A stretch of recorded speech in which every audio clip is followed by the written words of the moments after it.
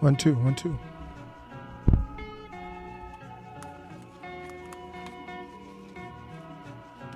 One, two, 1, 2.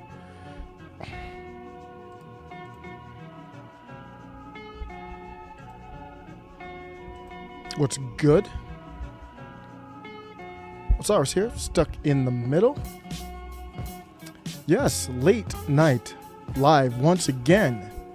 So just might be me and a couple people who are able to stay up late. Thank you, anybody who stops on by.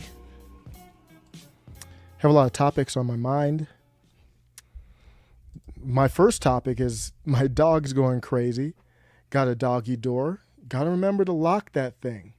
Right before the show, literally right before I'm about to turn the camera on, runs through the doggy door, goes outside, and starts barking. It's 11 p.m. where I'm at. Not trying to have beef with the neighbors. So I got to get... So it's a good thing he got trained on this doggy door quickly so he can go out by himself. What's good? A lot of stuff on my mind. Just it's like I'm a squirrel collecting nuts. And, you know, once I got a stash pile, I'm like, I got to do a live. So it just comes up naturally. Wait till the kids and the wife get to sleep. And it's a good time to do it. So I got everything going from, believe it or not, more Skete stuff. Pete Davidson, Kim Kardashian. I don't know how you can do a live without talking about Biden. This time it's about Biden and his son and his connection over there. We've got a little bit on Emma Watson. I want to talk about the picture that went viral just briefly. Then I'm going to end with the Ray Allen, Kevin Garnett, Paul Pierce moment that they had just this past, I think it was, I forget, Saturday or Sunday. I'm going to end with that. That was just a great moment that I thought, taking sports, looking at it, and really, I think showing how we can proceed as a country. I know it sounds crazy, but I am still a believer. So I have a lot of little stories too. I might cover that will be like 1 or 2 minutes at most. And yes, it is a coffee night. I wanted a Monster so bad. Didn't have one, didn't feel like going to the store. But yeah. Let's jump into it. First topic, one of those quicker topics. I just want to give a shout out to people on the populist left that I really like. And the reason why this came up was Michael Knowles. Michael Knowles had a tweet recently. Let me see if I can bring that up. It was a very simple tweet.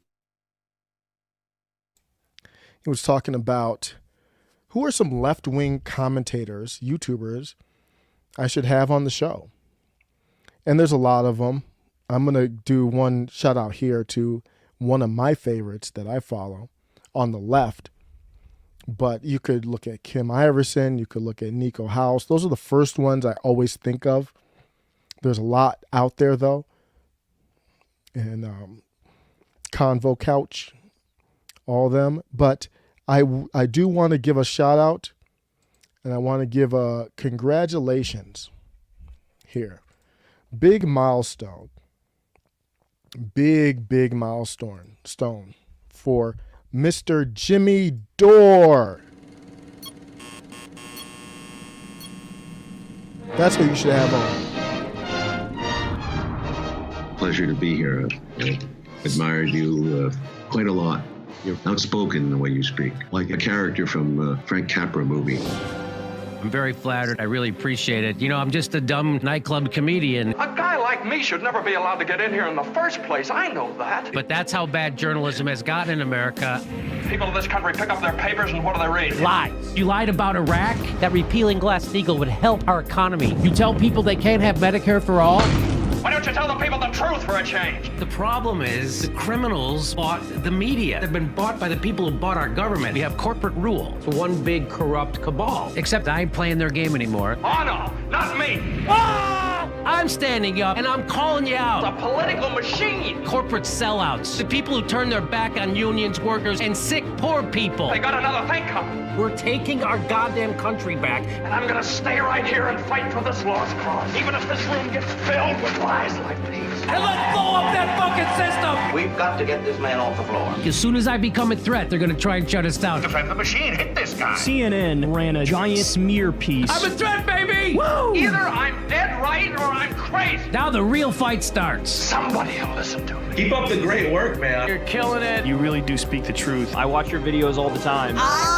Jimmy Dore! You got it, brother. Jimmy Dore. We all are Americans and we all need the same things. Good schools, good jobs, healthcare, legal pot.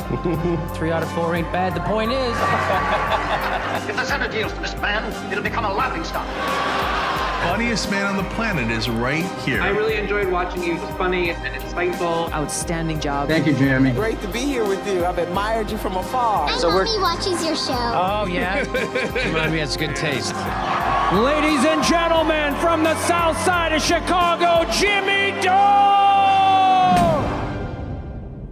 I had to do that to give a shout out to Jimmy Dore, one of the first YouTubers I got into. Never heard of Jimmy Dore in my life. And somehow the algorithm got me, which is good, a suggestion shortly after I started getting into YouTube more and starting to try and do my own videos. And I saw him with the grind that he has, and he's going actually, maybe, I don't know, maybe I'm wrong, but to me the impression I had was he would have gotten 1 million followers way sooner if it weren't for him swimming upstream. And I love that intro. That's that movie. Was it Mr. Smith Goes to Washington? That movie from, I don't know if it's from the late 30s or something like that, where the guy goes, he's a senator trying to fight the corrupt system. Dope cut. Michael, you know it's a no-brainer. So I replied to his tweet. I didn't even mention Jimmy Dore because he's so big. It's obvious. He knows Jimmy Dore. Obviously, you should have Jimmy. I don't know if he's been on there before, but that would be a great discussion. So I did a shout out to Jen Perlman and Convo Couch and Nico House. Those are my favorites on the left. But I'll end with this. If the left in Washington right now was made up of people with the mentality, not the same ideology even, but just the same mentality, founded in truth and principle, we'd be in the America that we deserve. So Michael Knowles, I like that you're going to have some left wingers on. I watch Michael Knowles a little bit. He's really, really smart, really bright. I actually read his book a while back. It's what was this? It was about speech. I forget the title of it. Good book. It was so appropriate. When you consider what's happening in the world right now. Speechless. I forgot the name of it. I had to look it up. Yeah. So Michael, do it. We need those conversations, man. That'd be great. Let me know what you think. Gotta get to this. This is a hot one. And it's just, some topics are just so all-encompassing, I don't even know what to say. It's because it's just so, this topic, for everything from corruption in D.C. to the swamp, to media, to social, to big tech. It covers damn near everything going on. That's how big this story is. And it's been, this is nothing new. This is how big this story is and how big it's been. And how big the cover-up was on it. This is the Hunter Biden laptop. Biden was asked about the Hunter Biden story. He said on television that it was a Russian plant, a bunch of garbage, and that it was only believed by Rudy Giuliani. I don't think he lied there. I think he was telling the truth. That for all that there, I think he was telling the truth.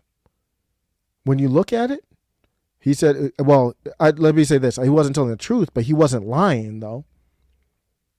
It was a Russian plant. I don't know. Maybe that was true or not. That he didn't say it wasn't true.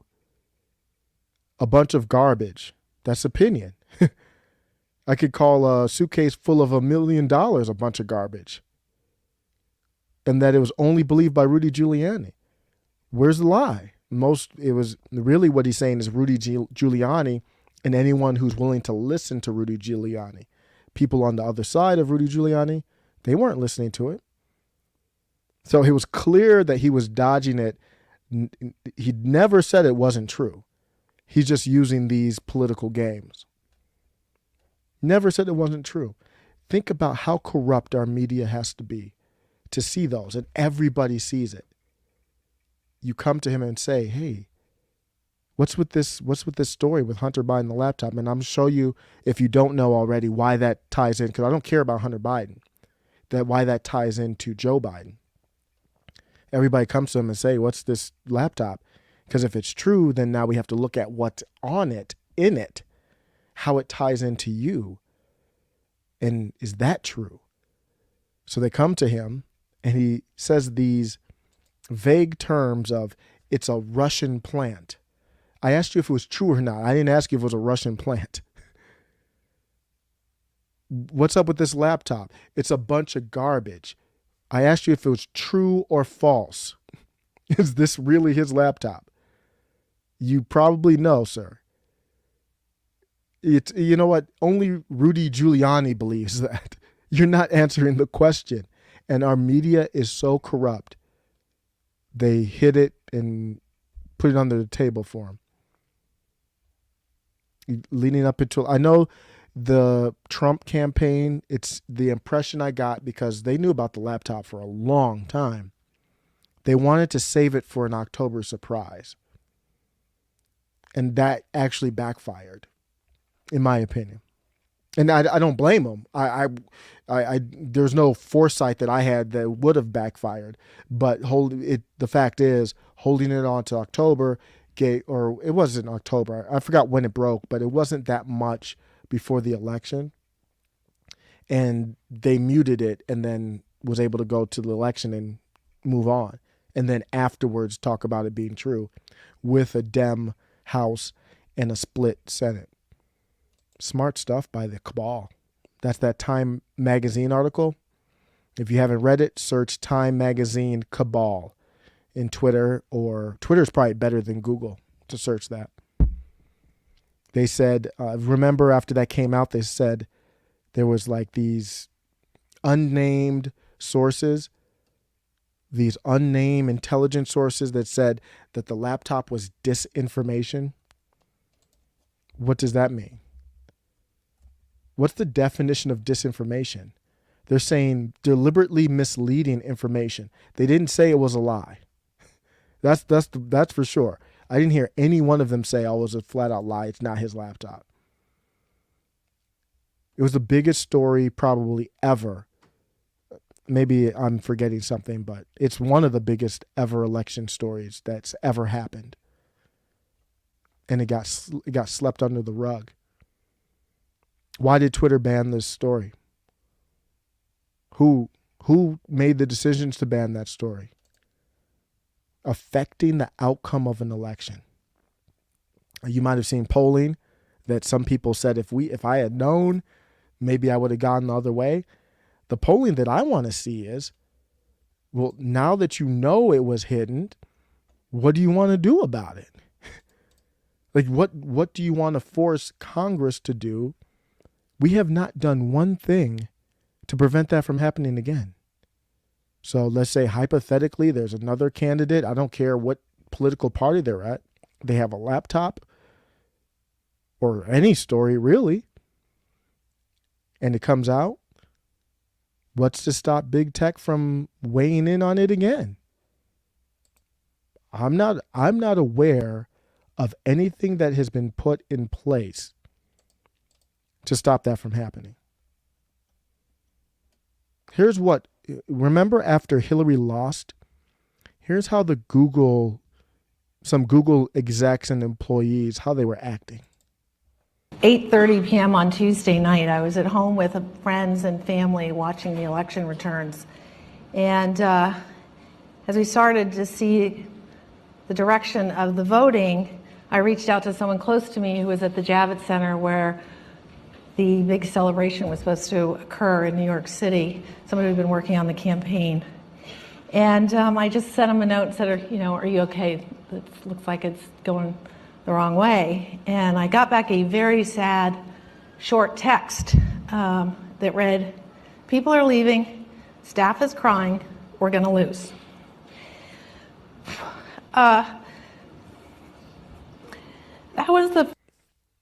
These are the people involved with the company that controls the search, the biggest search engine in the world, to search for information. This is the company that runs the platform I'm on right now. Broke down in tears. This represented all of Silicon Valley. First moment, I really felt like we were going to lose. And it was this massive, kick in the gut that we were going to lose. And it was really painful. It did feel like a ton of bricks dropped on my chest. And I've had a chance to talk to a lot of fellow Googlers, and people have said different words, similar concept. How painful is it? How painful this is. Breitbart broke that story. I'll never forget when I first saw that story. I was still blue-pilled, but I still remember it. Maybe that's kind of the start of the awakening when I remember that right after the election. I'm going to end with this. It's okay to be sad if you wanted Hillary to win and she didn't win. What's not okay and what's not acceptable is doing these acts that are, I can't say anything else but other than malicious, in order to sway the results in future situations. It's unacceptable, but if they have the power to do it, they do it. If most citizens aren't aware, they do it. If most citizens don't care enough, they do it. I just don't know how they go to sleep at night. Let me know what you think. That's the Hunter Biden story. Hunter Biden is connected to President Biden with this laptop. So it's not just a Hunter thing. So there's all kinds of stuff on it. Some stuff I don't know if I could even talk about on air here on the internet. But the connections are to the pay-to-play scandal by somebody who was labeled as the big guy. I just don't know if anybody cares, mainstream media, any integrity, if you have integrity, to find out what that means. If it means nothing, it means nothing. But that's the connection. Who's the big guy? Nick Fuentes is still in the news. My goodness. My goodness. This guy is one of the best marketers. And there are people I've talked about, Kim Kardashian, Kanye West he is so brilliant at marketing. I know he's crazy right now. He's Miles Davis, John Coltrane, Jimi Hendrix, Kurt Cobain, like all these people who are so brilliant, whether it's music or marketing or whatever the case is. I really believe in the balance of life. They're flawed as well. And I think that applies to young Nick Fuentes too, because he takes marketing to a level where he wants to be on the edge. And that's where his controversy is, but that's why he was able to amass this movement and following.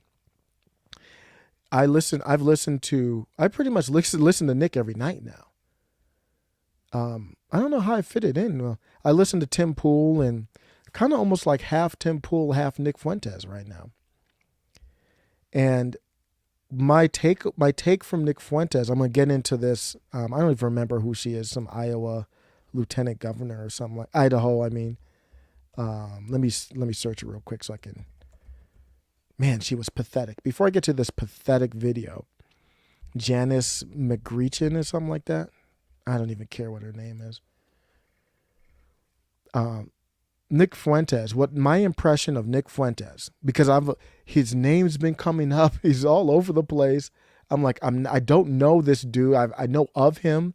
I actually remember when he used to be on YouTube, I believe, because he has the same background. I think he's in Chicago, but I think the background's New York, if I'm not mistaken. But my big takeaway from Nick Fuentes is, and I want you to find out for yourself, go visit his website, cozytv.com. So cozytv.com. And I'm sure if you go there, you probably want to use a VPN. You'll probably wind up on a Fed list. But my take is, I would say 90% of his content is just a smart philosopher. Religious, but really bright politically, socially. It comes across authentic. I would say 90% of it is just nothing that would make you blink an eye, really. I mean, you might call him further right, but the 10% outside of that is marketing ploys. That's my opinion. I think he does have some agreement with some of these things he says, but I think he really does the edgy stuff for marketing. And the reason why I say that is, if you take the edgy stuff away from him, when I mean edgy stuff, I'll play a couple clips maybe here or just talk about it, is the secret sauce of our movement. And I think he was quoting somebody else, but whatever. The secret sauce of our movement are these young white men. That's just his marketing. That's my impression of it. He obviously doesn't hate black people from, seeing he's hung out with Bryson Gray. He had a black speaker there. He had Jesse Lee Peterson speak. It's marketing, and it's brilliant. Now he's willing to do marketing on the edge that is not my style, but without that marketing, he would be milquetoast. He wouldn't have the following. Without these more kind of edgy type of takes, he wouldn't have a following. Look how brilliant he is. He has Occupy Democrats. He has patriot takes. These are establishment cabal left, establishment institution type things. They're like bootlicking organizations. He has them posting his clips on Twitter. Oh, that's a win. I mean, that's an absolute win for him. He can trend on Twitter, even though he's banned on Twitter. It's flat out brilliant, to be honest with you. So let's look at the comment here that really pissed me off. These people that we elect are they're empty shells. Familiar with who puts this event on? Like Nick Fuentes? I don't know who he is. I don't. What? Marjorie Taylor Greene said the same thing, right? What do you mean you don't know who he is? And that you don't even, so say you really, maybe she doesn't. Maybe she's never really listened to his videos. I don't know. It's either she's telling the truth, or maybe she is some type of radical person and she doesn't know how to hide it. What do you mean I don't know who he is? I've never met him. I don't know who he is. Did you not look in? You've never met him. That's how you start the answer? The question was, Are you familiar with who puts this event on? Like Nick Fuentes? I don't know. She's scared to say yes. So the guy asked me, Are you familiar with who puts this event on? Like Nick Fuentes? Yes, I'm familiar with him. It's not complicated.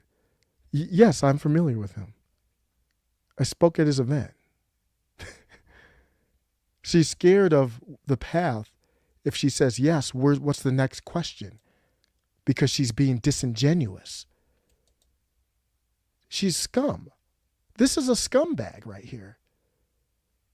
And I like that someone's open to speak at a Nick Fuentes event, but if you can't articulate why you were there, it makes me wonder why you were there. I don't know who he is. She looks scared. Why is she so scared? I've never met him. I don't know who he is. Did you not look into it before you? And then he asked, did you not look into it? Decided to say, okay, like to find out. I mean, his name is on it.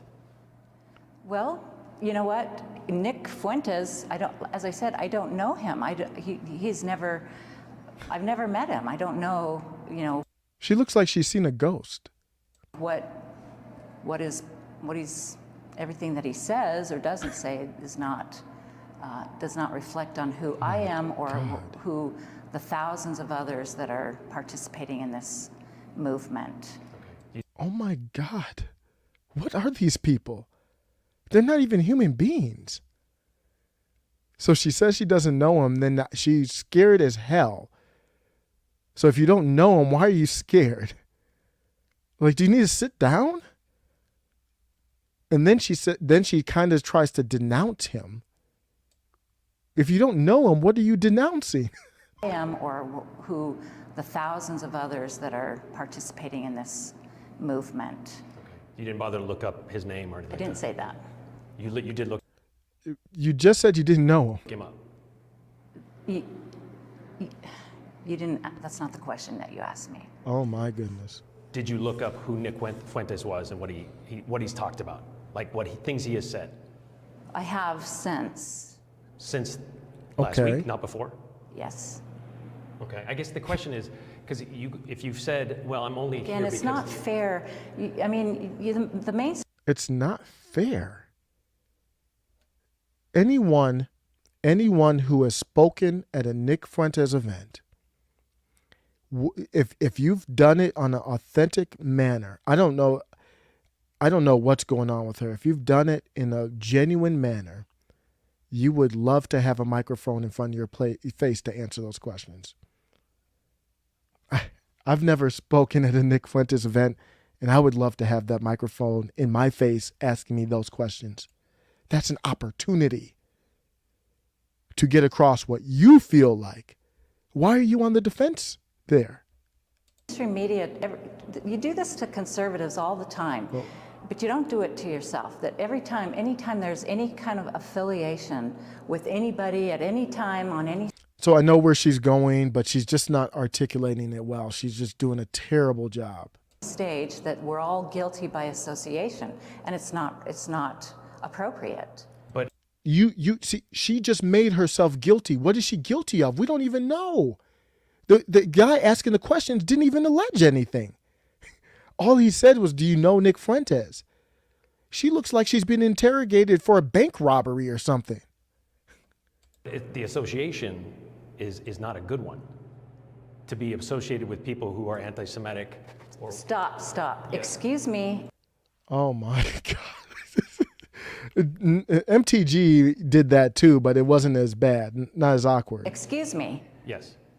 You asked me why I was there, why I wanted to participate and speak to these young conservatives.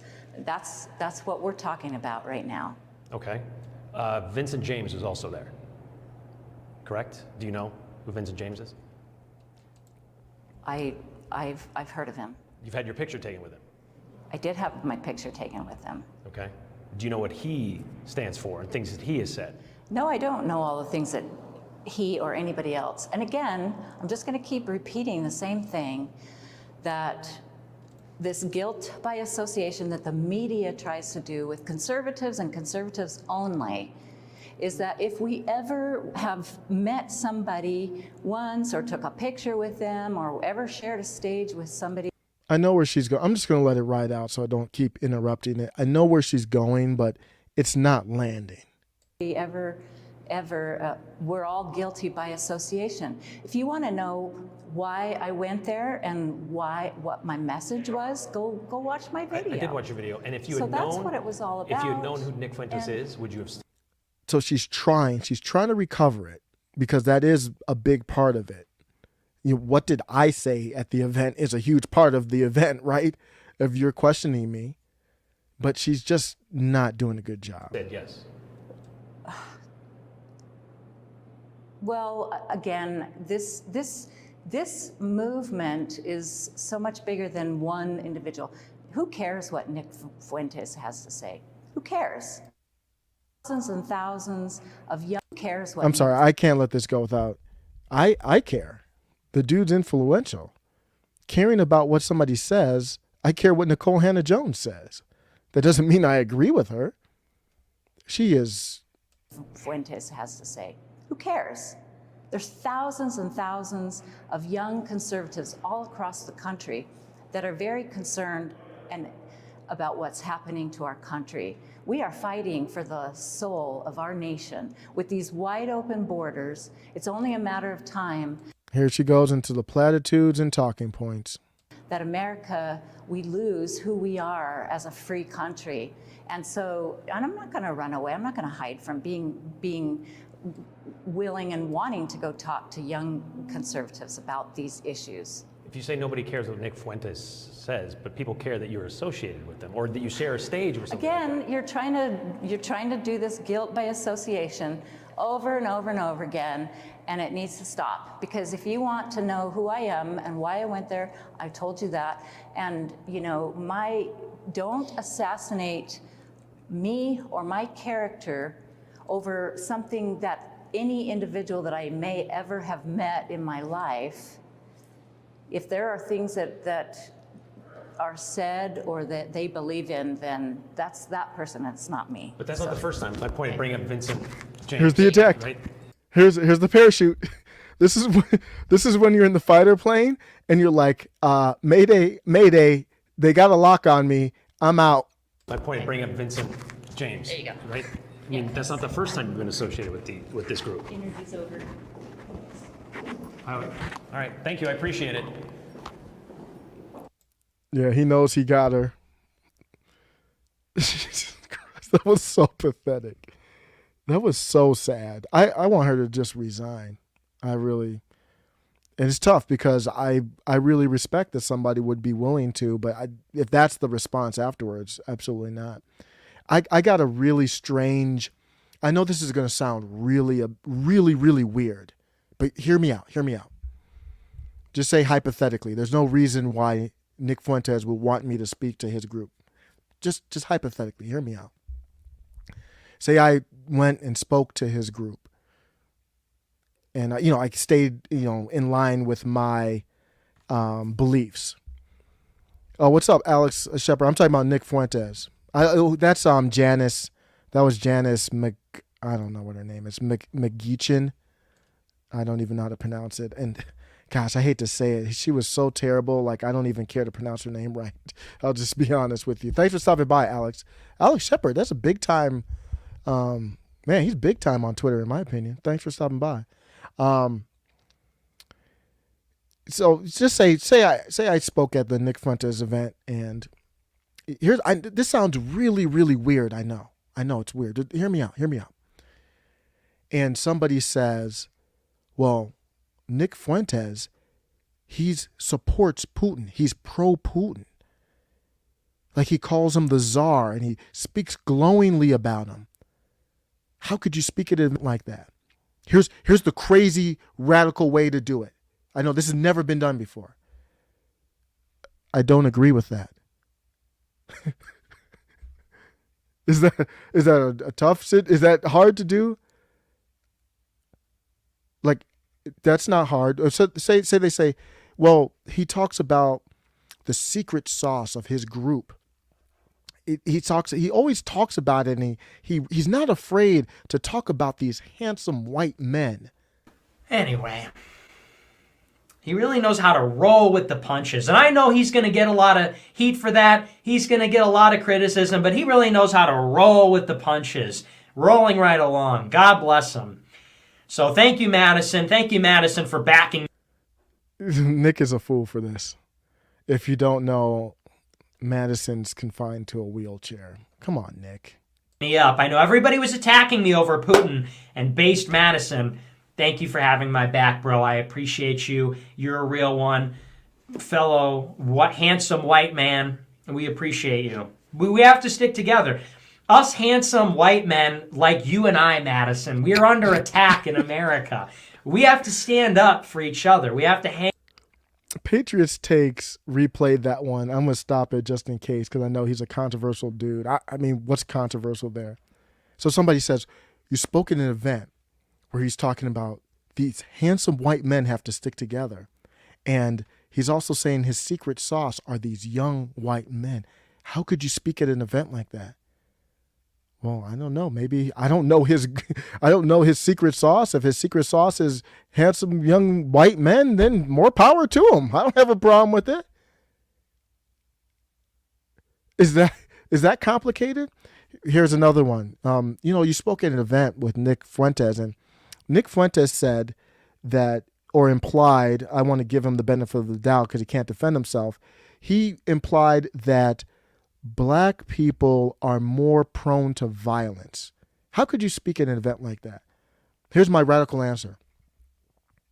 I disagree. Is that complicated? One more. Nick Fuentes, he's got these ideas, all this ideology, and he's clearly authoritarian in his views. Because if he had power, he wouldn't, be afraid to flex it. That's why he likes Putin in a way. I don't agree with that. And here's the wild thing. Here's the wild thing that y'all don't understand. We can agree to disagree and still talk. We can still talk. We can still go out for a beer. We can still dap up. This group isn't violent. They're not threatening anybody. They have their own ideas. We can dap up. They put their stupid little ducks with the big butts in the chat. You can do what, and you can say, hey, that's different, y'all, and laugh at each other. I know that sounds, oh my God, that sounds impossible. Oh my goodness. Oh my. How dare you? How could you go and talk with Nick Fuentes and you don't agree with everything he said? But there's a lot that I agree with Nick Fuentes on also. Hey, here's the crazy thing too. If I disagree with AOC on a lot of things, I disagree with, I don't know. I have a talk, David Dore, I disagree with a lot of people on stuff. I disagree with Mitt Romney on a lot of things. You know what I would be able to, if Mitt Romney wanted to speak to his crowd, you know what? I would go speak to them. Is that you know what? I got a new concept. How about we create a First Amendment where we can all say what we feel as long as we don't infringe on each other's rights? I got it. And then that way we can hash out these ideas out in the open, find out where we agree, be able to agree to disagree on other things, and share a union. That would be a wonderful idea. I don't understand. Do I side with Nick Fuentes? I don't side with anybody. My wife and I don't side on politics. Why the hell would Nick Fuentes and I? Are you okay in your head? Why wouldn't I speak at a Nick Fuentes group? They're not threatening me. They're not violence. It's free. I side with free speech. Do you want to come with me next time? As long as there's no violence or hostility, and I'm not really into debates that are like hostile, unless Eric July is doing it. He's so funny. But I would speak at anybody's group as long as we can share ideas. Let me know what you think. These people are crazy, man. It's not complicated. Why is this so hard? If you want, I'm not going to go through you. I'm not going through every single Nick Fuentes idea with you as a reporter. If you want to do that, I would say, hey, you know what? I'm going to be on Gab later. Hit me up sign up for a Gab account. I'm not affiliated with Gab. I don't get any money from Gab. the reason I bring up Gab is because that's where he is, because he's banned on these other platforms. A 23-year-old that, to my knowledge, hasn't broken any laws. He's not in jail, on a no-fly list for his ideas. He can't even use regular processors to collect payments. That's the country that you respect? He has I defend his First Amendment right to believe whatever the hell he wants to believe, just like this crackpot garbage that people believe all over the place.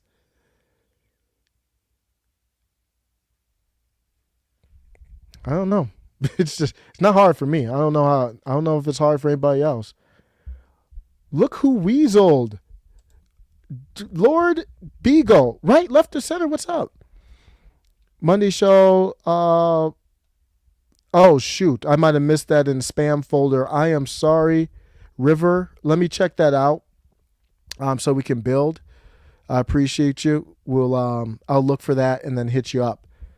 Thank you. I gotta check my spam folders. That's a good point. Thank you for stopping by. That's River. Sub up, right, left of center.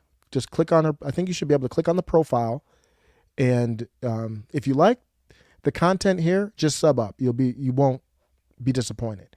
She's much more entertaining, much funnier. We'll get into an interview with River. We'll hook that up.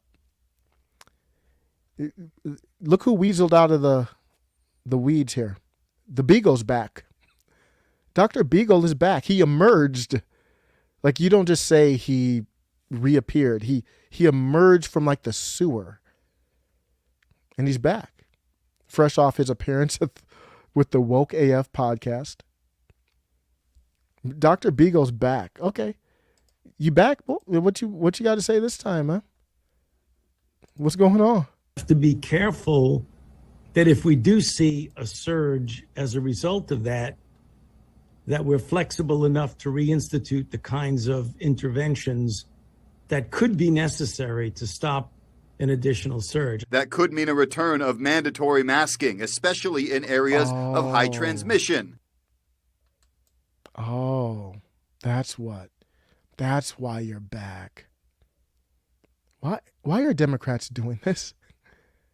Are they self-sabotaging? Like, do we need to get them in like that safe cell that Jussie Smollett was in? They seem to be on a mission to self-destruct. This is their message. Now, I want to make it clear to the YouTube overlords. I'm a guest on their platform. That you have to talk to your doctor. You know what? Don't even talk to ask the YouTube overlords. They're the ones that control it. Ask them what to do. I'm not going against y'all. Alphabet, Google. I would never go against y'all. Not on your platform. Maybe on locals though. But this is it here. We have to be careful that if we do see a surge as a result of are Democrats trying to create the greatest I don't even know what to call it. Like, a wave isn't like, should I call it a tsunami? Or like, are they trying to create a red tsunami? This is going into midterms. I know we're not there yet. So the news cycle is so fast. Like, midterms are later this year. It feels like 10 years away. But going into the primary season, this is the message. That if we do see a surge as a result of that we're flexible enough to reinstitute the kinds of interventions that could be necessary. You know what I was hoping is that we would do, like, if you work at a job and something, you do stuff and things don't go perfectly, that you review it and say, you know what, we'll switch this up or we'll change this, or here I am, Dr. Beagle, I'm back. Here's why I'm back. I'm back to do a self-assessment over the last 2 years, to talk about some of the things that went well, some of the things that didn't go well, and what we need to change. No, Beagle's back to say you might have to get that muzzle again. I don't know what Democrats are doing. I don't know. And shoot, I wish I had this drop. My spidey sense start tingling. Nate the lawyer had that classic line when he was talking about Jussie Smollett. Spidey sense start tingling. I don't know. Something's not right. I just, something's not right. This doesn't make sense. I know there's a lot of Democrats who are retiring because they're playing money with the campaign finances. You can use some of it, I think, if you retire. So they don't want that money to go to waste. But something's not right. This doesn't make any sense. I think it polls decently with Democrats, but with independents, any non-Democrats, it doesn't poll well with. So why would you be doing this? I don't know. What are they trying to sabotage Biden? I don't know. I said after I saw this, the Pfizer CEO says a fourth booster shot is necessary. I said it's like we're living in a horror movie. Like it's just like you thought the movie was over, but then the evil villain comes back out from the dead or something like that. Then it's a never-ending horror story. This is crazy. I usually try to stay away from the crazy stuff and me just literally this is just me making stuff up so as not to scare anybody or anything like that. I could be completely wrong. Last year there were calls. This is from the Trump side and people affiliated with Trump. Trump never said anything like this to my knowledge. But there were rumors out there. Maybe it was all fake. I don't know. I think Flynn said some stuff that they would do martial law to hold a new election, which I'm not for. I'm not condoning. I just don't know if, because here's the thing, Trump couldn't have done that. I didn't have my thoughts formulated at the time, so I didn't put two and two together. I don't know why. I should have. There's no way Trump could have done any type of martial law. The military was against him. Everything in D.C. was against him. The defense, some people, I think, even General Milley respected him because he, was a little bit more forceful, but they were all against him. So there's no way he could have told them to do anything and they would have done it. Deep state and all that. But if the deep state and all that are with Biden, I don't know. I can't see them. I don't know what they're doing. I can't see them letting the midterms go red wave. And then that could get impeachments and all kinds of hearings and it could get ugly. I don't see them letting that happen, but I don't know. I could be wrong. Let me know what you think. Kim Kardashian went on with Ellen DeGeneres recently. And I want to talk to him because I talk about this because I gave Pete credit as one of the greatest Smash Brothers of all times. And I went through the list. If you go through my videos, you'll see that.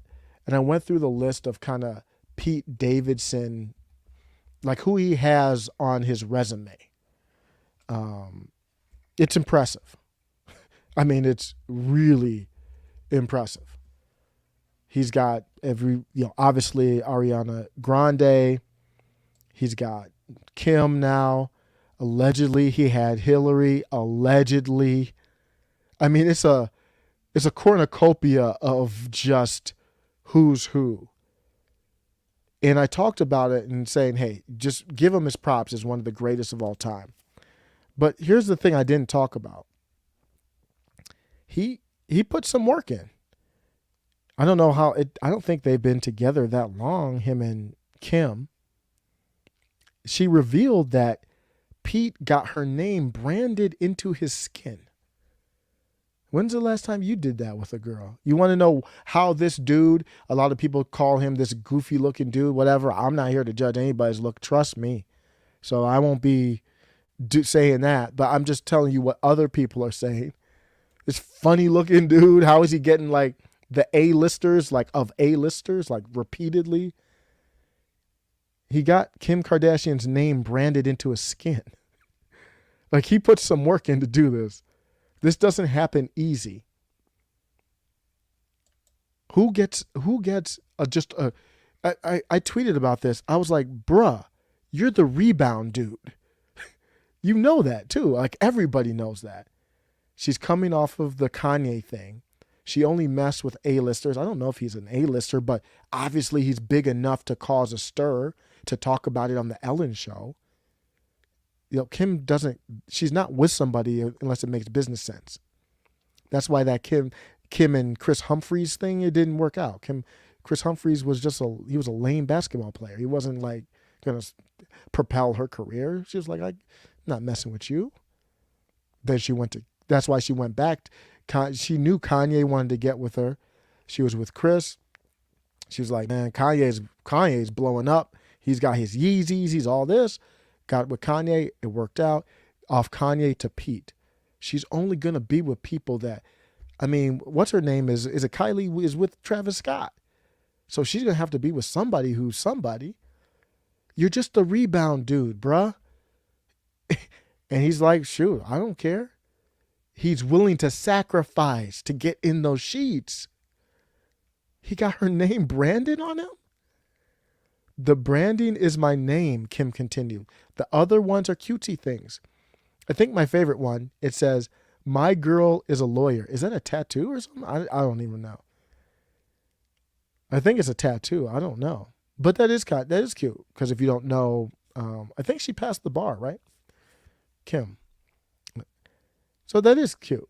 Respect for the hard work, to get in to pass that.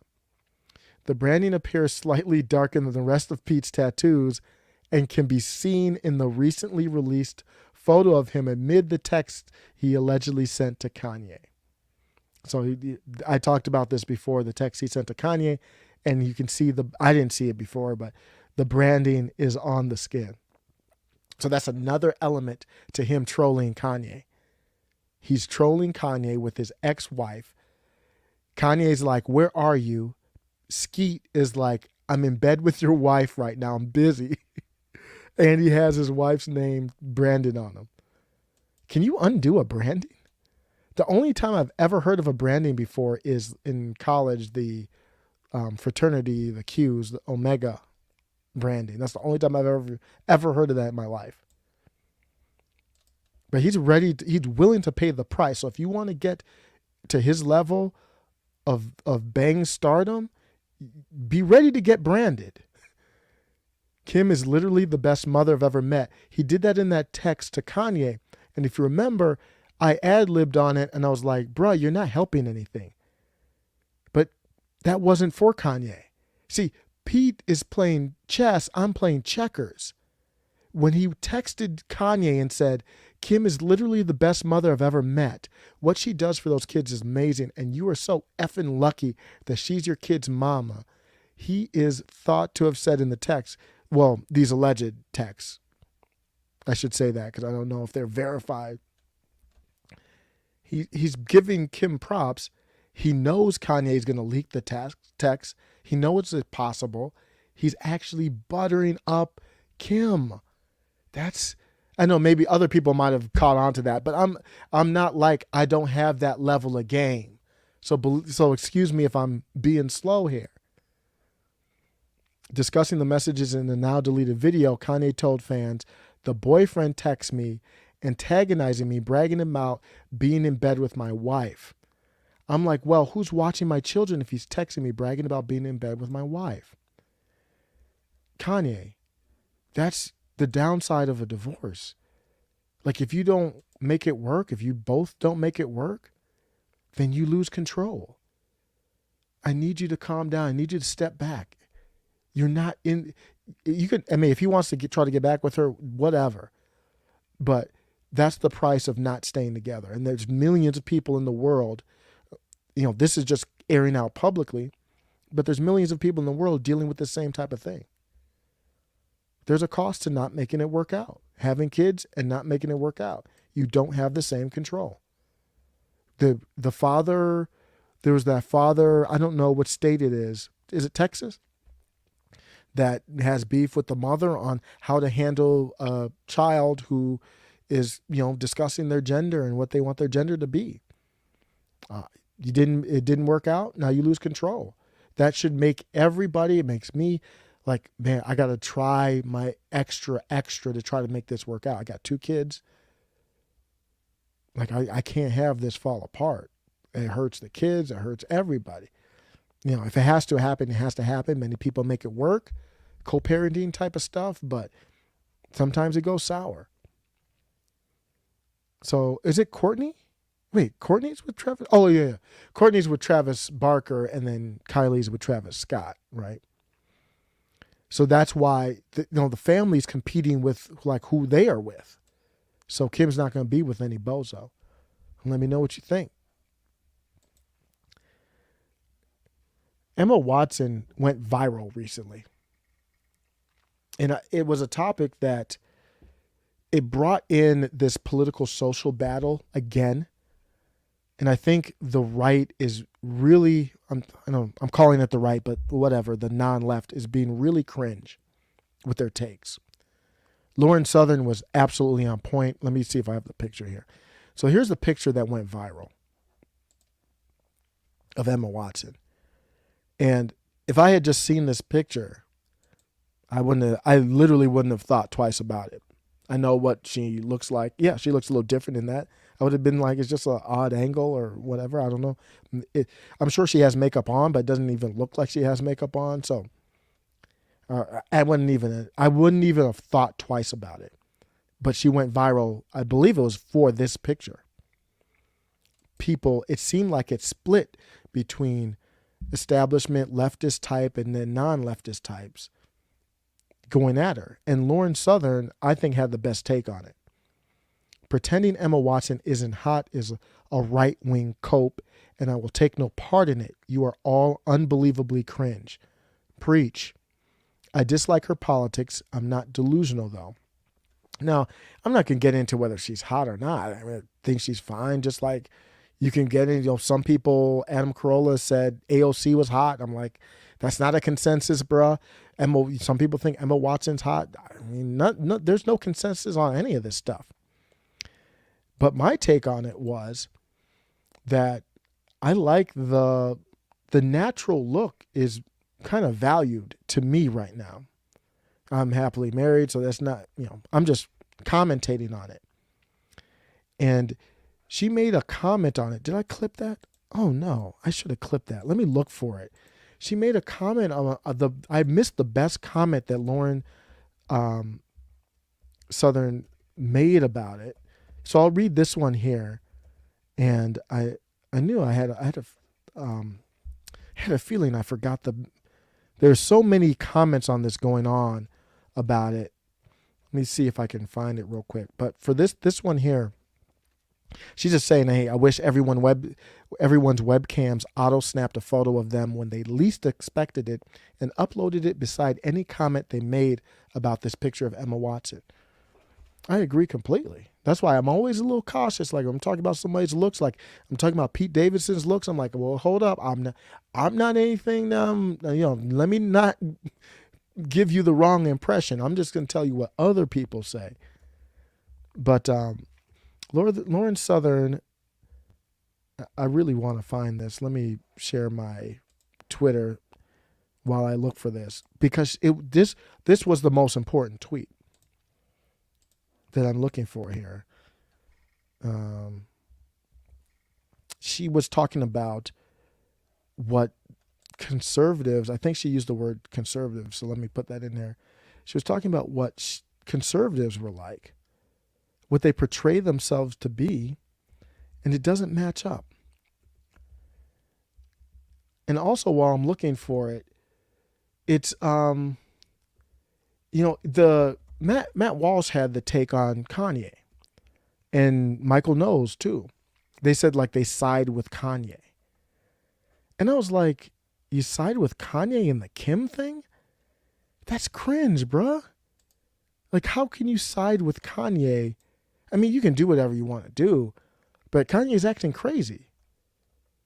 I mean, this looks like it's ironic because who's Kim's father was, who represented OJ. I don't want that to happen, but it's giving me OJ vibes because the dude's crazy. I don't know how you could side with him.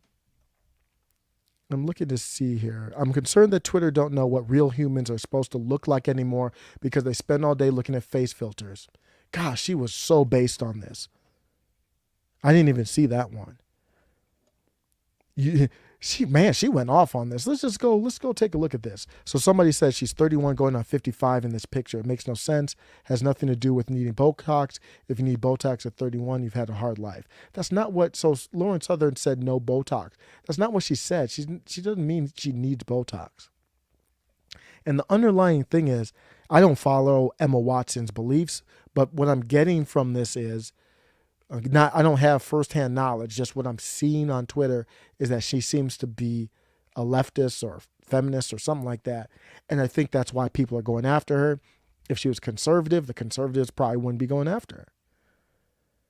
Lauren Southern said, the wrinkles on her forehead are what people's foreheads do when they don't have Botox, right? It's a good point. I didn't even know. When she said Botox, I was thinking lips. So I'm not even knowledgeable on plastic surgery. But you're right. You watch The Real Housewives, their foreheads don't move. It's kind of weird. If she had Botox, people wouldn't be commenting on this.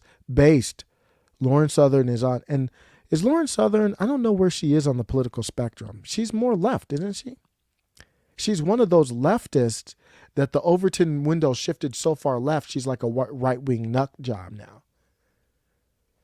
And she stayed the same. She hasn't swung with it. It's literally the, you're so ugly. Girl goes and gets work done. You're so fake me. Great point. She said, I keep seeing this posted all over right-wing Twitter as proof that feminism ruined Emma Watson or something. Apparently feminism is when bad light with bad lighting and no Botox. Yeah, what is I don't see the connection there. And that's the one I said about everybody's webcams. This is one with different lighting and the makeup, right? Oh, yeah, that video was crazy. So, wow, I can't find the comment. But the comment that she made about Emma Watson that I saw, it was something to the effect of the conservatives wanting a certain type of woman and then now attacking Emma Watson when she kind of looks like a normal woman that would fit, just appearance-wise, in what a conservative would want. So she's like, it's just weird. So I thought it was weird too. I'm gonna show somebody who's more fake in the I think it's the next clip here, next segment. But I think my main takeaway from this is, is when you look at, like, for example, TikTok, you see a lot of people with these plastic surgery and all that, but you will see normal looking people. And I like that much better than just TV or movies and all that, where you see people all made up and looking fake. So I had no problem with Emma. I side with Lauren Southern on that take 100%. Let me know what you think. I'm shocked that blew up like that. That was really crazy. Let's go on to the next one here. I'm going to share. So I think this one is going to be a discussion of hypocrisy and how it can put you in a really tough position. Really, I think the big piece here that I'm going to go over is you've kind of got to be careful with how you approach certain things. I'm going to talk about Frosk and G4. So G4, this is a gaming show, like video game. It caters to guys pretty much. It's all demographics, but it's largely a male audience. So they had Amaranth on for a bikini ball pet segment. I did not see the whole segment. I just saw clips and this video. Why would I bring that up? Well, this is, perfect example of why I say there's a value on the natural look, because this looks, really fake here, but it's like, it's just, literally eye candy. So why did I bring this up? There's a host on this show that goes by Frosk, if you don't know about this. And this host, Frosk, talked about their opinion on women being objectified. I actually want to talk about something so much more important than Red Dead Online. Sexism in gaming. So this is Frosk, and Frosk is, and I'm pausing it too, hopefully they won't take down the video for copyright. But this is Frosk, and she's a host on this show that had that, the eye candy woman. And this is her take. This was about 2 months ago. But I actually want to talk about something so much more important than Red Dead Online. Sexism in gaming. In joining G4... So she's talking about sexism in gaming. I think Frosk I think she's a solid host. I think there's I haven't watched a lot of the show, so I'll be honest. But from what I've seen, her delivery is good. I think she's a good host, but the problem is she stepped out on a limb here. She's talking about sexism in gaming. This is not where I thought we were going, I know, but I'm here. I had no idea. I'm listening. Yeah. In joining G4, I was ecstatic to be part of something that I grew up watching as a child. But every time G4 is brought up in various channels, even in this YouTube channel... Now, G4, again, I'm pausing it for copyright, but G4 had these type of things. Like, it was catered to a male audience. It had Olivia Nunn, or I think it was Olivia Nunn on there. Pretty much eye candy for a young male audience. We have the chat in front of us. I can see you. Without a doubt, there will be backlash because I'm not as bangable as the previous host.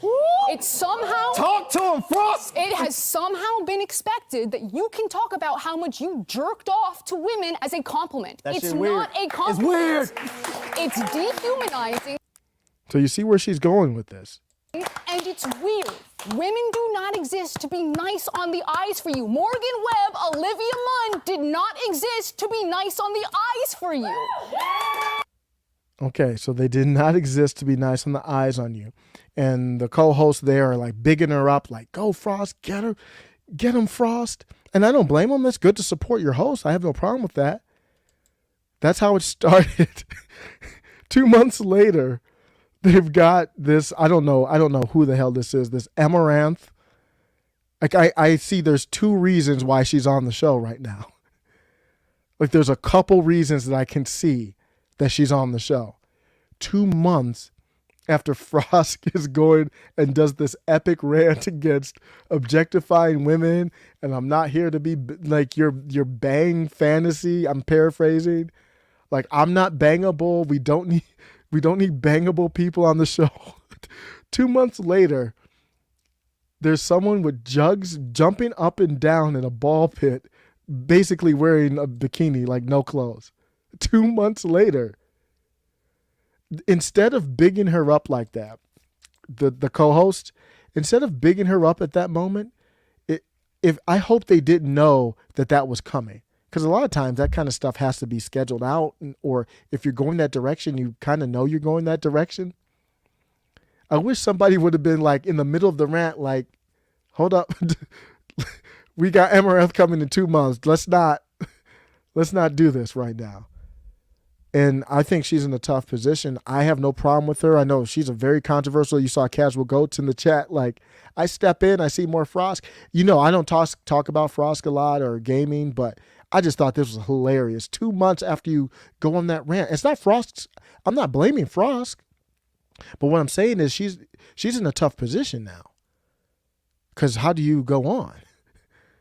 Like, you have to respond to this. And I looked at her Twitter. I haven't really seen a direct response to this. Maybe I missed it. But you have to. What do you say? I mean, you might even have to step down. I mean, this is the elephant in the room every week. Even if they don't have any more person with, melons on again, it's that elephant in the room. I kind of feel bad for Frost. Let me know what you think. Frosk was everywhere. Casual Goats, friend of show. Thank you for stopping by for Late Night Live. I follow a lot of channels, and Frosk was everywhere because everybody has something to say about it. And I'm not knowledgeable in Frosk, and I see that too because I follow Eric July and a bunch of other. I don't know the names really well, but like the offshoots of these gaming channels, and yeah. But what's her name did a hilarious Frosk impression. Did you see that? What's her name? Is her name Chrissy or Christy? Her channel's great. I don't even know. Can't even remember what her name is. She did Chrissy Mayer was on with one of those gaming shows that I'm really just now kind of getting into because I'm really not gaming a lot. I'm not gaming a lot at all anymore. But I don't have a problem with Frosk. I really don't. I don't really get it, but I don't have a problem with Frosk at all. But let me see if I could, since we brought it up. I'm going to have to go on to the last segment here. But let me see here. If I can find it. Let's see if this is it. So this is Chrissy. She's everywhere. Chrissy Mayer. She's everywhere. She's really good. Gary, we have somebody in the back that might want to have a few words with us. Oh no! If you're ready, let me. Oh, hey, you know what? We welcome everybody here. Like I said earlier in the show, royal we. That's the is royal we, except when Pedo uses it. Gamer chair is a bench press. I would like to welcome. Kind of... So her name wasn't Foreskin. I apologize. No. Frosk. Oh my God! She's here to confront us. She looks just like Frosk too.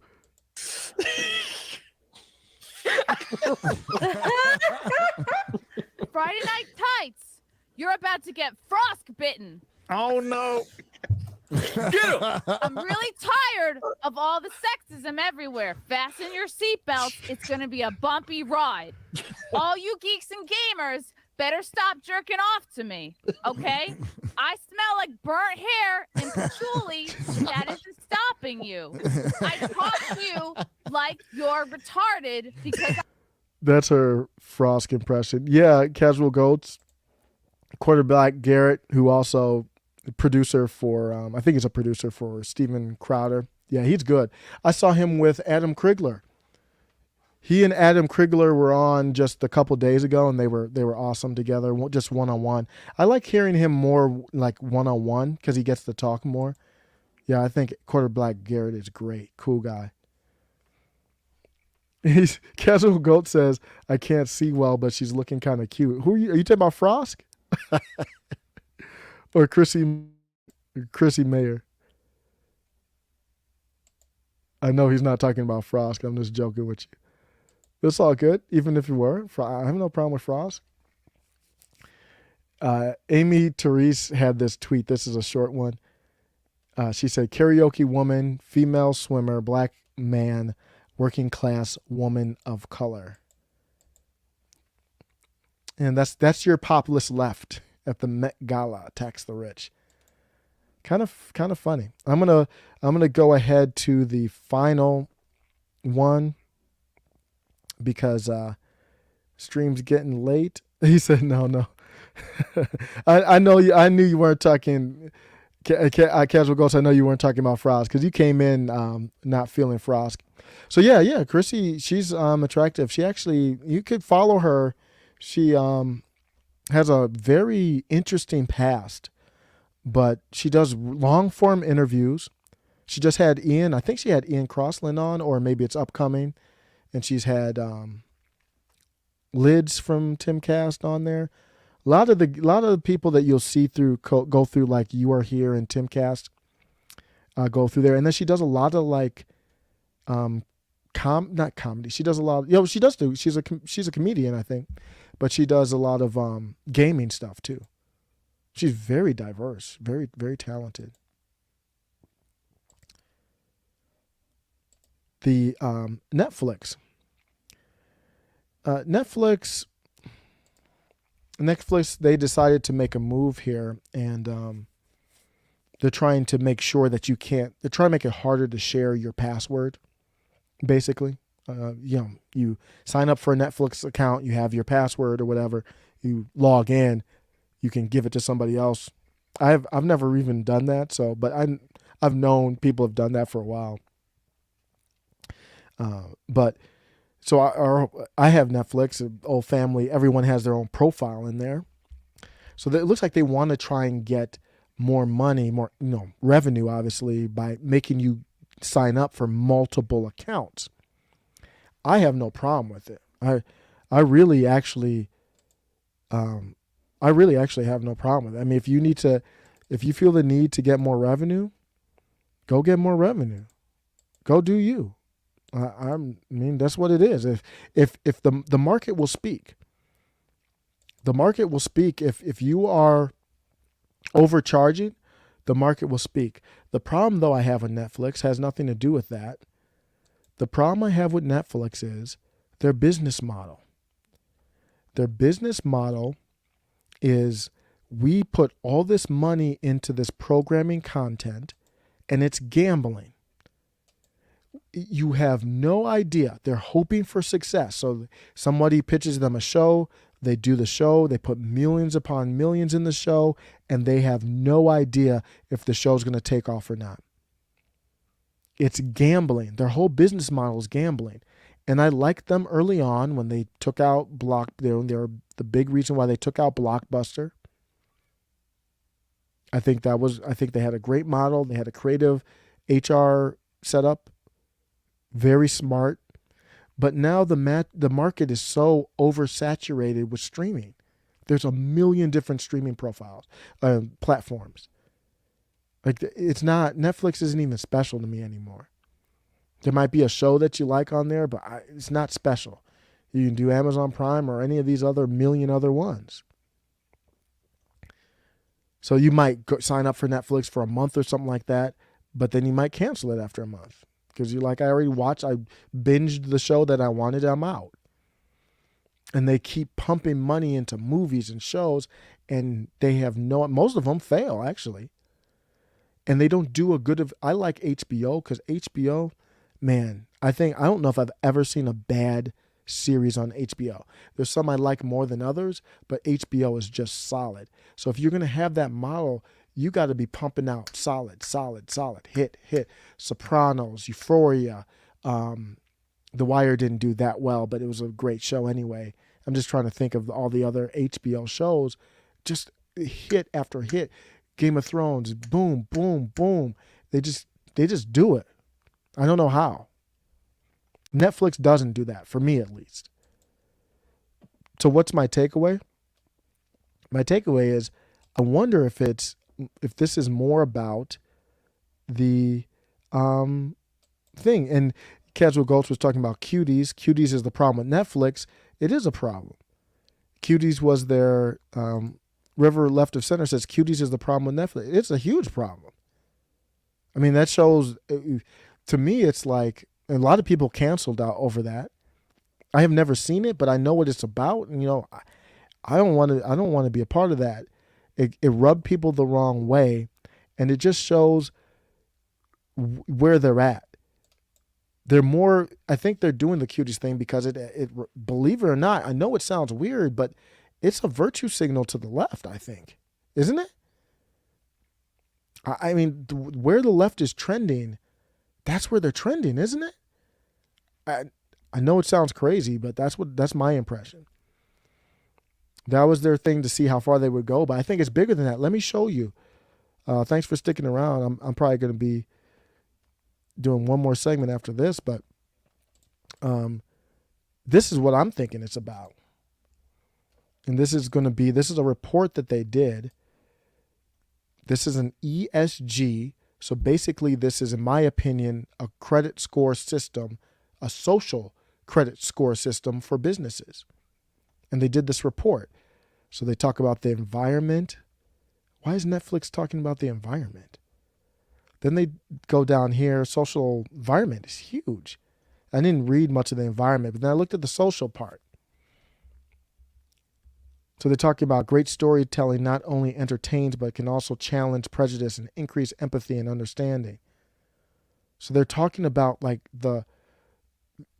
changing their programming to meet this, whatever they think equity is or equality is. That's what this report is talking about. Inclusion.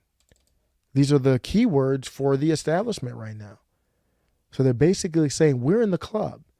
Equitable pay, inclusive benefits, all that kind of stuff, which, I mean, it's not necessarily bad, but it's all, this whole report it's like a tangible virtue signal to the government and to investors that you should invest in us. And then there's a section on governance, which is really short, which this whole thing reminds me of the way the Chinese run their government is they control every business. One of the best videos that I've seen on ESG is Robbie the Fire. It's Bernstein, right? I believe it's Bernstein. The guy who was on with Comic Dave Smith. He did a great job talking about it. One's compliment. Hey, Robbie, where do you learn about ESG scores and the relevance to global authoritarianism? You seem to have a lot to say during the Skankfest part of the problem. All right, so here's kind of where my eyes were open to it. About a year ago in the Fed charter, it used to be the Fed charter was we're going to basically try and balance inflation against employment, right? There's kind of this balancing act of that do we want full employment with more inflation, or do we want, somewhat less employment and less inflation? There's a little bit of a balancing act there. So they added this new thing, and you have to realize the Fed does not actually have a good degree of control over inflation. For a lot of years, their target was 2%. And they were like, whoa, what's going on here? How come we're not hitting our 2%? Then they started talking about, well, we're going to add this new thing where it's not just about inflation, balancing inflation with employment, but we're also going to add to the charter. I don't have the exact language on this, but it was something to do with essentially making sure that minorities are getting ahead within our economy, right? So it's not good enough for the Fed. So that sounds good. I mean, I'm not an identitarian. That's not my thing, but it doesn't sound like the worst thing in the world. What the problem is you go from tangible things. He's talking about the Federal Reserve here, and he's talking about the control that they have over inflation, for example. They don't have the control that they would like. They would need a full digital currency to have full control over, in my opinion, inflation is the amount of money in currency. So if you have digital currency, you can make it expire or just make it disappear, and you control how much money is in currency. So they talk about it. What they use, no different than Black Lives Matter, using the back of dead black, mostly men and women too, but using the back of dead men to grift into power Joe Biden, denounce Trump, keep a cut for the people who did it. That's the same thing that's happening here. It's opinion, and you go from tangible things, from inflation to employment, and now they bring in, we want to make sure it works for minorities. It can sound good, but they're just using it as a cover to say, we want to reward the companies we want to reward. Tying it into Netflix, I wonder if Netflix knows this is going to pay off as long as we stay woke. Because people talk about all this woke stuff and the race swapping of characters and all that kind of thing. That's, to me, playing right into this ESG. It's like, okay, we did represent so many people of these identities. In the S is the social part. So give us social credit and listen to what Robbie talks about here. Fed to step in and regulate the markets in a way that's going to balance inflation and employment. We also need to make sure that they're balancing that minorities are seeing the same economic opportunities as others. Now, how the Fed could possibly do this, beyond me. But they start talking about that being in the Fed charter. Now, what's creepy about that is, already having the Fed involved in the financial markets is socialism, because it means that we don't have just it's creating price controls. It means the interest rate's a price, and you're not just letting the market determine it, right? But then to also institute that the Fed needs to make sure that there is some level of equality, right? I mean, that's like a whole different degree of socialism. That's not anything that we're voting on. It's just something that's going to go into the Fed's charter. Then the Fed did this weird thing during the last year, which I talked about with the special purpose vehicles, where basically they gave money over to BlackRock. So like a couple years ago, if you remember, I'm going on a tirade here. So if you want to stop me at any point, you can. But essentially, like back in the day, it used to be, you talked about Paulson and Paulson's relationship with places like Goldman Sachs. And you go, there's this revolving door in government between certain financial firms and the Treasury and the Fed. And it's very clear that these people are basically giving the bailouts to the companies that they worked for. So now within the Biden administration, like I think the people in these positions are actually coming from BlackRock. BlackRock is the most powerful player, and BlackRock has this relationship with the Fed that when the Fed was doing these bailouts last year, they gave the money to BlackRock to process it, and they even gave money to BlackRock to process through these special purpose vehicles that were buying bonds, essentially bailing them out. So just to recap here, we've got. So do you see how I'm tying it back in? So if you do, nobody's asking for these race swaps and the social change like they're doing it. You look at the reviews and people are looking at it and like they don't, most of this stuff all flops. Show me where these racial, focused things like critical theory or whatever, show me where they do well. I'm not seeing it. Maybe I'm wrong, but I don't think it's going well. So I'm wondering, I'm like, why are they doing this? Because they're not going to make money off of this. Oh, yes, they can. You have this ESG score. The ESG score really is basically like saying, hey, BlackRock, you can dump money into this company. They're approved and they're fine. The Fed expanding into like full on socialism by saying that they are going to be invested in essentially equality. And then we also have this tight relationship between the Fed and BlackRock, where BlackRock is literally handed money from the Fed to go purchase things that the Fed's not allowed to purchase, which essentially acts as a bailout on junk bonds. All right. So we got relationship between BlackRock and the Fed's instituting socialism. Then all of a sudden you start reading about, just generally speaking, this thing called ESG scores.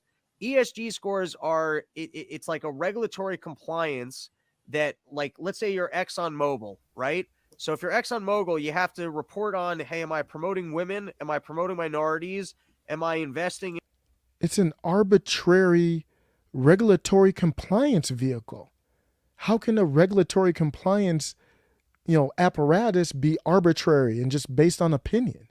In green energy and a lot of things that you and I would look at and go, wait a second, like this seems like a very leftist agenda, right? But now all of a sudden you're somewhat responsible. It's not that you're responsible. It's that companies like BlackRock, which is the biggest investor on Wall Street, they're responsible for $9 trillion a year, will say, hey, we are going to basically divest, or we're not going here. Like, we're looking for things that have high ESG scores. What's ESG scores? It's exactly. Caswell Gold says it. It's like legal extortion from the government right in front of our eyes.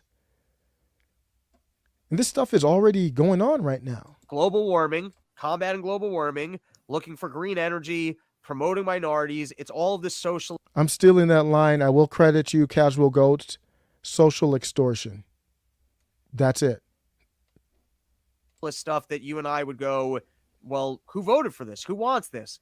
And then if you look a little bit deeper than that, you start wondering, well, why is it that these companies are all kind of working together to try and... It's money laundering. That's what it is.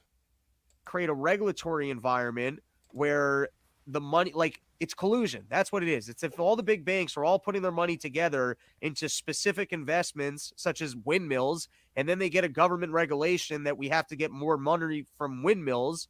So then all of a sudden their investments are profitable. So what you start... It's a way to control the companies. So if you don't play the game that we want you to play, your ESG score is low, and that's a signal to all investors to get out. To realize is it's the entire ESG thing, because without the regulations, here's where we all get cheated. I went on a long rant here, so I appreciate that you sat there and just listened to me. All of these regulations. This was a great rant to me. I clipped it up a little bit, but visit Robbie the Fire. I think if you search Robbie the Fire, you'll find him. He's the one on with Dave Smith. I thought this was excellent. In a market that's free, the only way you make money is if you're handing people value. If a regulation comes in that allows you to make money without providing something of value, there's theft there. That means every single person, right? So I need to bring that back. This is the fire part right here. I will be uploading this to Twitter tomorrow. Like this is fire. I haven't heard anyone explain ESG because I was confused as to what it was. And I started reading about it, and Glenn Beck had a good one I played on the channel a while back. This is the best explanation I have heard of any video podcast, maybe even print stuff that I've read. Nobody explains it like this. This is fire. I got to bring this back. all of these regulations in a market that's free, the only way you make money is if you're handing people value. If a regulation comes in that allows you to make money without providing something of value, there's theft there. That means every single person, right? So for example, if I can go across my street and buy gas for $1, and all of a sudden a new regulation comes in where that gas is $4, so all of a sudden, instead of being able to buy gas for $1, the windmill down the street is profitable, but it costs me $4. That's a theft of $3 for me every single time. Let's just say, what does a gallon of gas do for you? 30 miles, it gets you 30 miles down the road. Or let's say every time I drive my car, I'm basically good for 4 days, right? Off of $50. So now I got to spend $150 every 4 days. It's literally theft. It's almost like, you ever see the movie, The Lady Killers? You ever see that movie? No. Lady Killers. It's not the best. I agree, Casual Goats. It is theft, just like taxes, but this is like very sinister. Like it's like, oh, we're doing this for a good cause. We want to help minorities. Man, anytime the government tells you that they want to help minorities, you better watch out. It's not the best Coen Brothers film, but it's a Coen Brothers film where essentially they're going to rob a bank. And what they say is, listen, even if we rob this casino, the theft gets spread out because it ends up getting paid by the insurance company, right? And so therefore it's just a penny from everybody. But now look at this the other way. It's like taking dollars from all of us on a daily basis. And it's not just your gas bill, it's your energy bill. It's like your entire way of life. So it's like there's a massive amount of theft, which would result in a transfer of wealth, essentially from your poorest people who all need to buy energy on a daily basis into the hands of the big banks and the people that can actually control the regulatory environment to make these fucking windmills and other bullshit profitable. There you go. That's the scoop on ESG. Yeah, I could see them just changing what the ES. Excellent. So tying it back into Netflix, I don't know. I'm still trying to put the pieces together, but it fit right into that. They're not providing a product with many of these woke shows. You know, they did the Colin Kaepernick thing, and it's just woke stuff after woke stuff. Showtime did it with the everything's going to be all white. Nobody liked it. They hated it. They have to turn the comments off.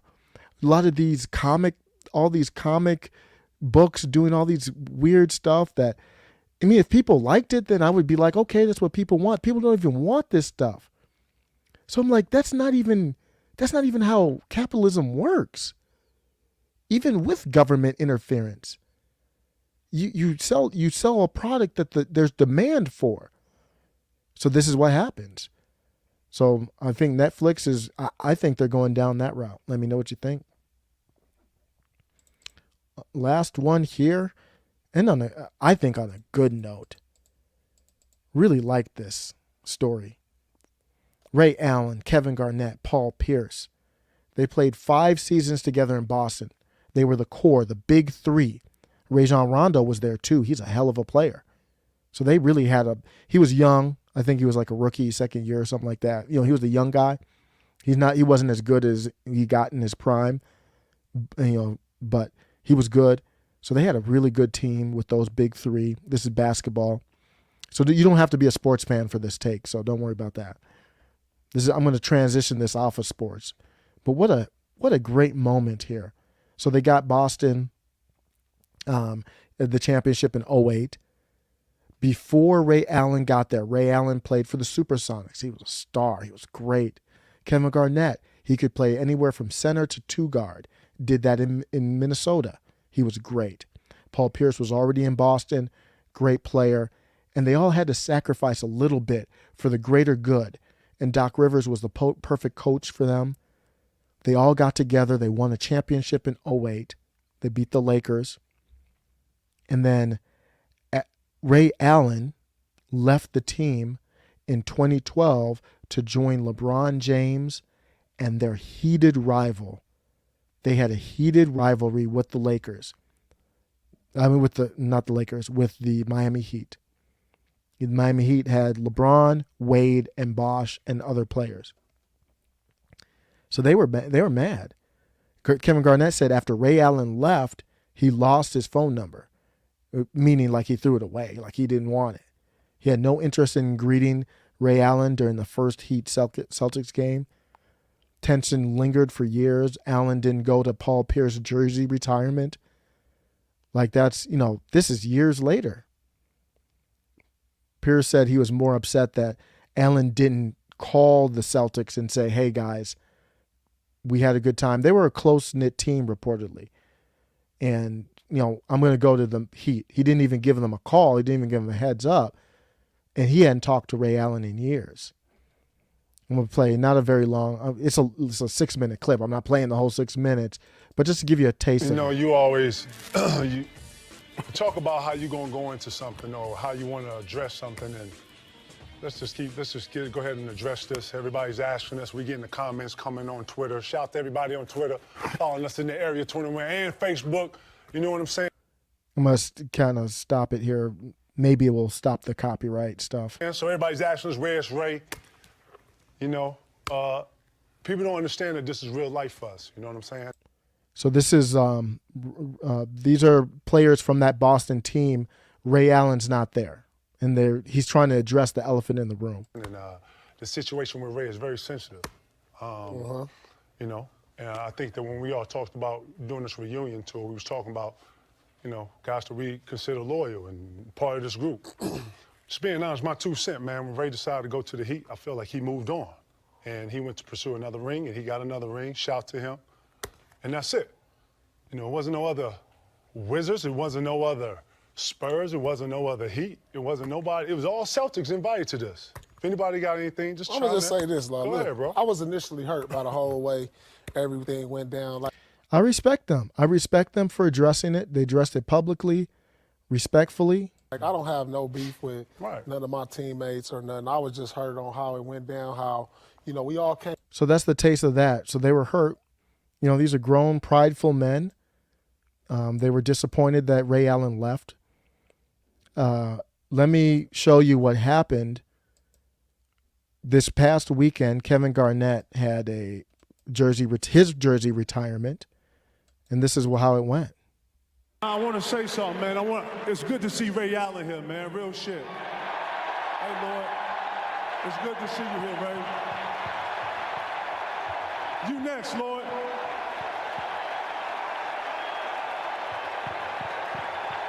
It's a hell of a moment. They squashed it, dapped up. Paul Pierce came through. That's real men right there. You had beef. It's like, we're too grown for this. They talked it out. I mean, I'll be honest. I'm not a Celtics fan at all. I was a Cavs fan. I am still. I just don't watch much basketball. And but that I felt something there. That was an emotional moment. Kind of like when Kobe and Shaq got together to squash their beef. I'm glad they did that before Kobe sadly passed away. But what my point is that that's what we need in our country. We need to heal. We're not even close to that. Like we're not even close to that. That's where I'd like us to go. We can get there. This is an experiment. This is from a New Yorker article is where I got it. 11 boys from Oklahoma went to this camp. They were all white and Protestant. They wanted to do that on purpose to make them all similar. for this is kind of a social experiment in 1954. Then they had a second group of boys, same all-white Protestant. I think this was middle school. What age was this? They were like 11 or something like that. I think they were like 11 years old. So the one group, they played these games and went back and forth and battled. And one group, they had beef because they went back and forth. One group raided the other group's camp in this social experiment. At some point, it got so tense, both groups, this is like our country.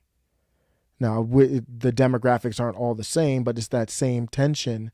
And it shows you that even if the the demographics are the same, the beef can still pop off.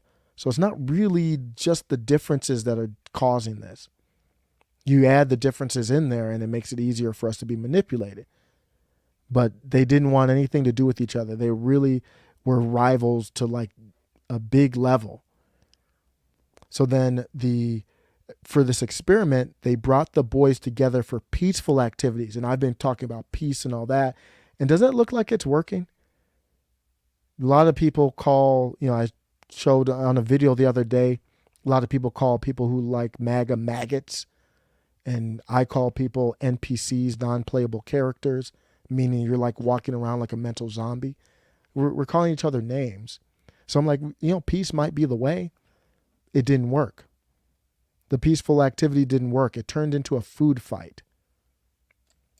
What happened after that? They called for superordinate goals, meaning they staged a series of crises, a water shortage, a supply truck breakdown that could only be resolved if the boys cooperated. Dealing with these manufactured emergencies made the groups a lot friendlier towards each other, to the point on the trip back to Oklahoma City, the Rattlers used $5 they won from the bean collecting contest to treat the other team. So I think that for Ray, Garnett, and Pierce, they got together actually in Cleveland this past All-Star break. They got together with the 75 best players in NBA history. And in that group, Ray Allen, Kevin Garnett, Paul Pierce, they're not the stars of that group. They're respected. People love them. They only have one ring, Pierce and Garnett. Ray has two. There's guys there that have more rings. So in that environment, they didn't really have a place for that beef. It seems petty when you're dealing with Jordan was there and Magic was there and all the greats were there that were still alive. And it wasn't like a crisis, but it created the environment for them to come together. I think what we need for our country, there's nothing that you could, compare to the greatest 75, but this superordinate goal, a series of crises. Here's where I'm going with this. I think Joe Biden might be the one to bring us together. I honestly think that. Why do I think that? Because he's the worst president ever. He's such a disaster that he's going to put us in a crisis. God forbid, I don't want it to be a whatever. I don't even want to speculate on it. But I think he's such a bad leader, such a bad president for people, for common people, that he could create, as they call it, that superordinate situation that forces us to forget about calling somebody this or calling somebody that. When stuff hits the fan, you're not worried about MAGA, you're not worried about this group or that group or this pronoun. It's survival.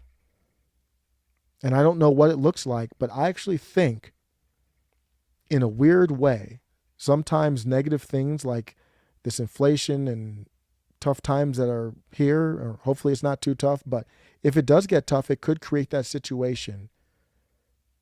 And not necessarily to keep us together as a country, but for us to, maybe that happens, but maybe it's also for us to respect each other enough to say, let's decentralize the federal government and live on state to state.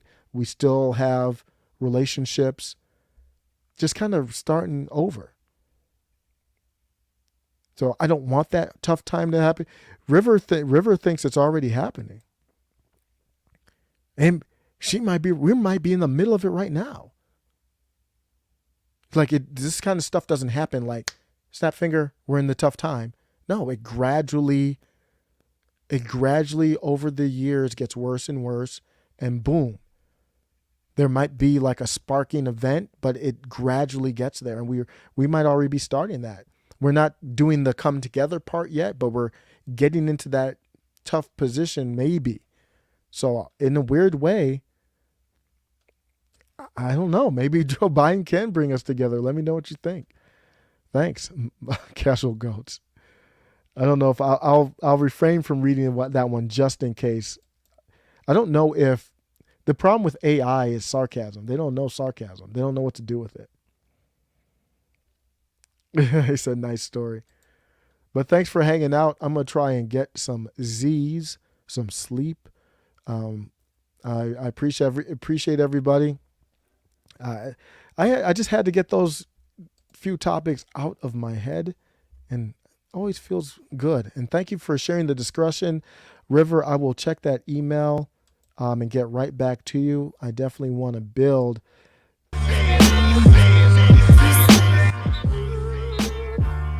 I know the audio comes in hot. I hope I didn't blow out anybody's ears. Thanks for listening. Take care. Peace.